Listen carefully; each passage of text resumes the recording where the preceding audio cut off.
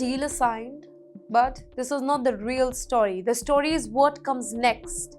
You're watching TimesXP. My name is Dhrityatri, and $1 billion. That is how much the United States has just cleared for Saudi Arabia, not for new weapons, but for support. Training, maintenance, repair, spare parts, full technical backup for Saudi helicopters. Quite official, strategic. But in the world of power politics, even support, it's a signal. Now, this move is not happening in isolation either. It is happening while the world holds its breath over the Middle East. It is happening while China is expanding its influence, while Russia is pushing its alliances, and while America is watching both, and that too very carefully. So, Washington is moving closer to Riyadh again, slowly, deliberately, but clearly. And in Riyadh, the ambition is much bigger than a helicopter, right? Their crown prince, Mohammed bin Salman, isn't only thinking about maintaining the contract here. He is thinking about the crown jewel of American air power, the F-35 stealth fighter jet, one of the most advanced, most guarded, most powerful fighter aircraft on the earth. And he wants it for Saudi Arabia.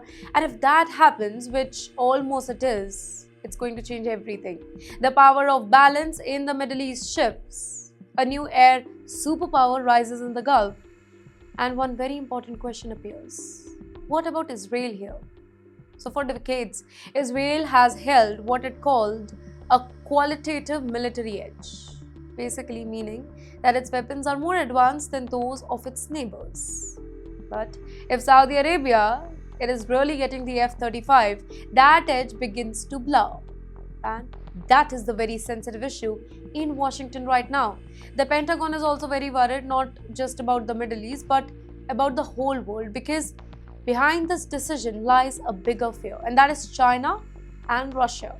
If the US doesn't sell its technology to allies, another country will, and that could pull Saudi Arabia into a different orbit, an eastern one.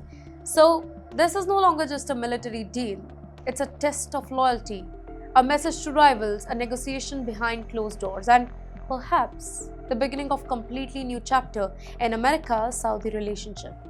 $1 billion has been approved, but the real question remains, will Trump open the door to the F-35? And if he does, who really gains the power here and who feels threatened?